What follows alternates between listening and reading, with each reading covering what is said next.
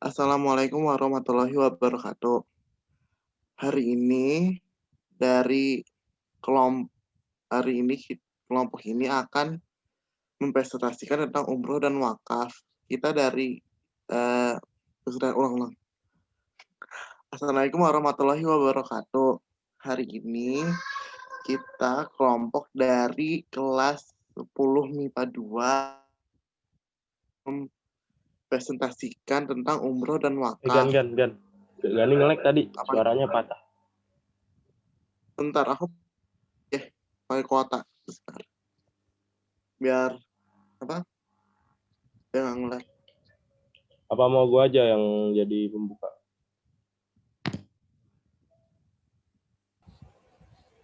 Udah gue start.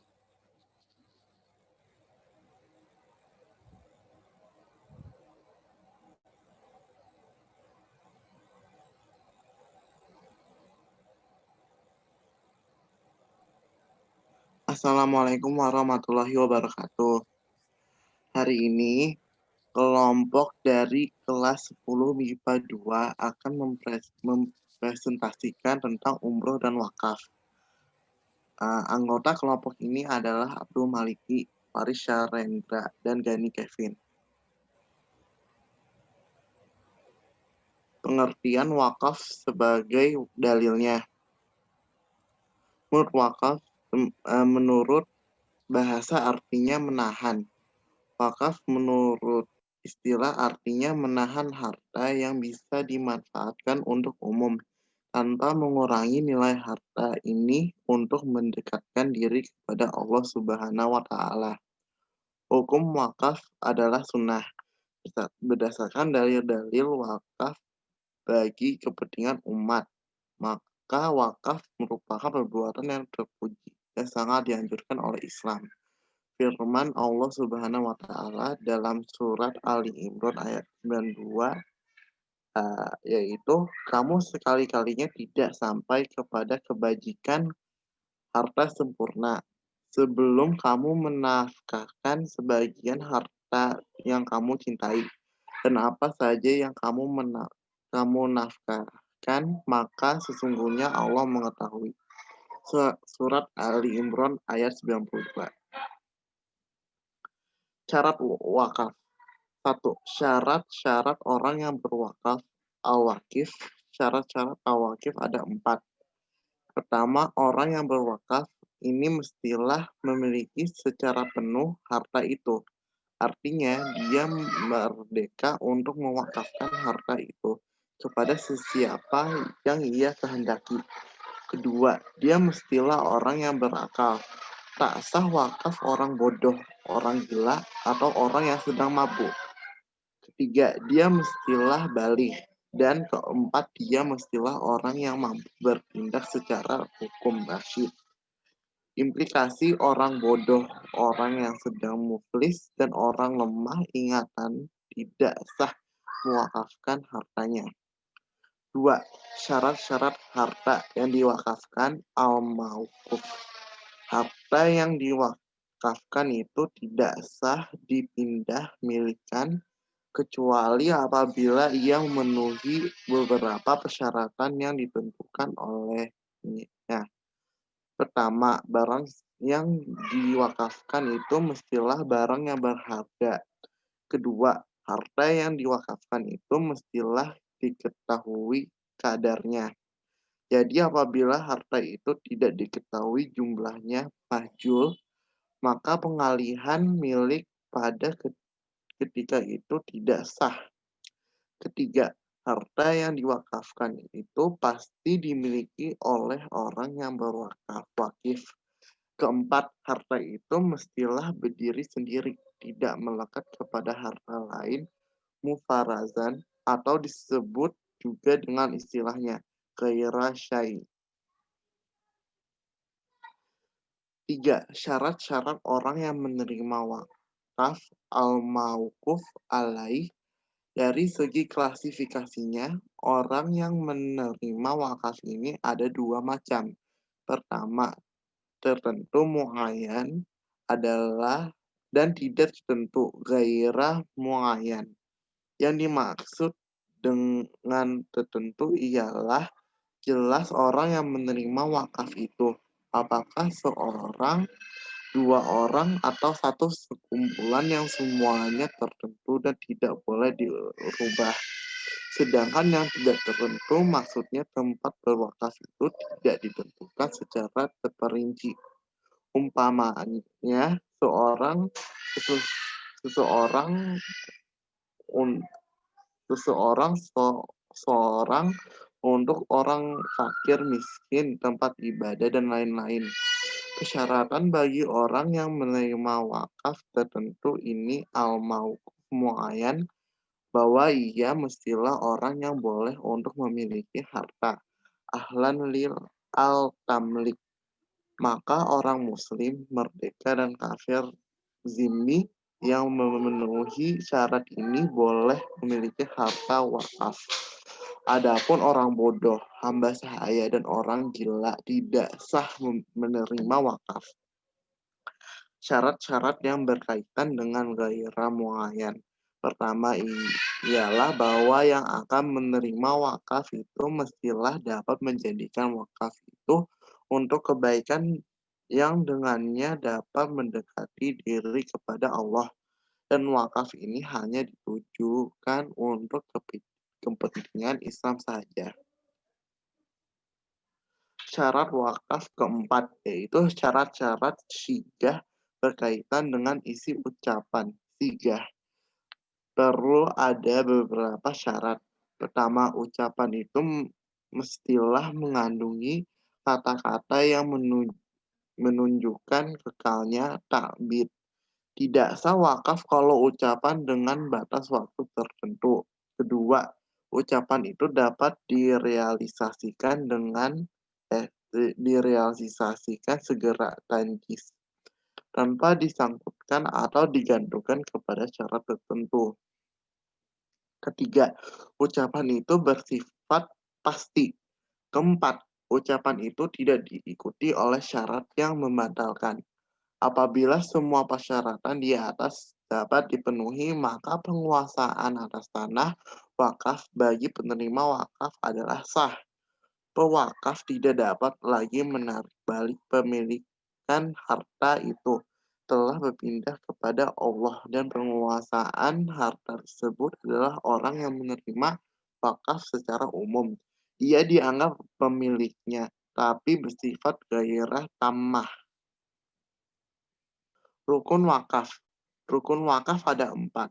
Rukun yang mesti dipenuhi dalam berwakaf adalah satu, orang yang wakaf al-wakif, benda yang diwakafkan al-mauquf, orang yang menerima manfaat wakaf al-mauquf alaihi, dan lafaz atau ikrar wakaf sigah. Dasar hukum wakaf. Secara umum, tidak terdapat ayat Al-Quran yang menerangkan konsep wakaf secara jelas. Tapi oleh karena wakaf termasuk infak fi sabilillah, maka dasar yang digunakan para ulama yang menerangkan konsep wakaf ini didasarkan pada keumuman ayat-ayat Al-Quran yang menjelaskan tentang infak fi sabilillah. Di antara ayat-ayat tersebut antara lain, hai orang-orang yang beriman, nafkahkanlah di jalan Allah sebagian dari hasil usaha kamu yang baik-baik, dan sebagian dari apa yang kami keluarkan dari bumi untukmu. Surat Al-Baqarah ayat 267. Kamu sekali-kali tidak sampai kepada kebajikan yang sempurna sebelum kamu menafkahkan sebagian dari apa yang kamu cintai. Surat Ali Imran ayat 92. Perumpamaan nafkah yang dikeluarkan oleh orang-orang yang menafkahkan harta di jalan Allah adalah serupa dengan sebutir benih yang menumbuhkan 7 bulir. Pada tiap-tiap bulir 100 biji. Allah melipat gandakan ganjaran bagi siapa yang Dia hendaki, dan Allah Maha luas karunia-Nya. lagi Maha mengetahui. Surat Al-Baqarah ayat 261. Ayat-ayat tersebut di atas menjelaskan tentang aturan untuk menginfakkan harta yang diperoleh untuk mendapatkan pahala dan kebaikan. Di samping itu, ayat 261 surat Al-Baqarah telah menyebutkan pahala yang berlipat ganda yang akan diperoleh orang yang menginfakkan harta di jalan Allah. Tata cara wakaf. 1. Pihak yang hendak mewakafkan dapat menyatakan ikrar wakaf di hadapan pejabat pembuat akta ikrar wakaf untuk melaksanakan ikrar wakaf. 2. Isi dan bentuk ikrar wakaf ditetapkan oleh Menteri Agama. 3. Pelaksanaan ikrar demikian pula pembuatan akta ikrar wakaf dianggap sah jika dihadiri dan disaksikan oleh sekurang-kurangnya 2 orang saksi. 4. Dalam melaksanakan ikrar seperti yang dimaksud ayat 1, pihak yang mewakafkan diharuskan menyerahkan kepada pejabat yang tersebut dalam pasal 215 ayat 6. Surat-surat sebagai berikut. A. Tanda bukti pemilikan harta benda. B. Jika benda yang diwakafkan berupa benda tidak bergerak, maka harus disertai surat keterangan dari kepala desa yang diperkuat oleh camat setempat yang menerangkan pemilikan benda tidak bergerak dimaksud. C. Surat atau dokumen tertulis yang merupakan kelengkapan dari benda tidak bergerak yang bersangkutan.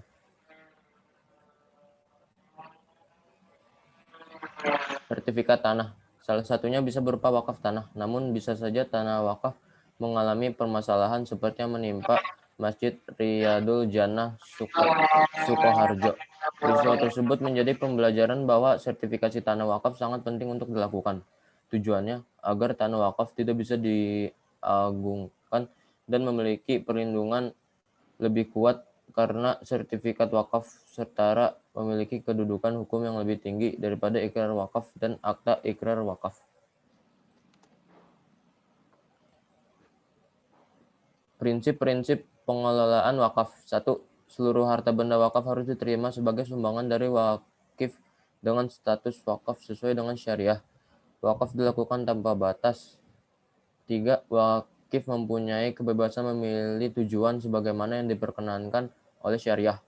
4. Jumlah harta wakaf tetap utuh dan hanya keuntungannya saja yang akan dibelanjakan untuk tujuan-tujuan yang telah ditentukan oleh wakif. 5. Wakif dapat meminta keseluruhan keuntungannya untuk tujuan-tujuan yang telah ditentukan. Hikmah wakaf. 1. Melatih jiwa sosial dan membantu yang kesulitan. 2. Belajar bahwa harta benda di dunia ini tidak kekal. 3. Amalan tidak terputus. 4. Mempererat tali persaudaraan dan mencegah kesenjangan sosial. 5. Mendorong pembangunan negara.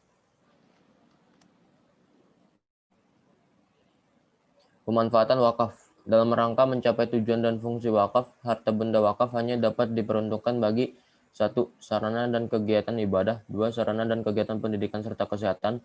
3. Bantuan kepada fakir miskin, anak terlantar, yatim piatu, beasiswa.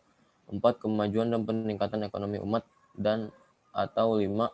Kemajuan kesejahteraan umum lainnya yang tidak bertentangan dengan syariah dan peraturan perundang-undangan. Pengertian umrah beserta dalilnya. Umrah adalah ziarah ke Baitul dengan tawaf mengelilingi Ka'bah 7 kali, syaih berlari kecil-kecil di antara 2 bukit, Syafa dan Marwah, hingga diakhiri dengan mencukur gundul ataupun memendekkan rambut kepala. Beliau mengatakan bahwa ibadah umrah hukumnya fardu, sama seperti haji, sehingga wajib dilakukan oleh seorang muslim, sebagaimana firman Allah Subhanahu wa Ta'ala dalam surat Al-Baqarah. Lillahi wal humratal hajja wa atimu. Artinya sempurnakanlah ibadah haji dan umrah karena Allah. Syarat dan rukun umrah. Syarat umrah. 1. Beragama Islam. 2. Baligh dan berakal. 3. Merdeka. 4. Memiliki kemampuan. Adanya bekal dan kendaraan, serta anggaran. 5. Ada mahram atau khusus bagi wanita. Rukun umrah. 1. Ihram. Berniat untuk memulai umrah. 2. Tawaf. 3. Sya'i. 4. Tahallul. 5. Tertib.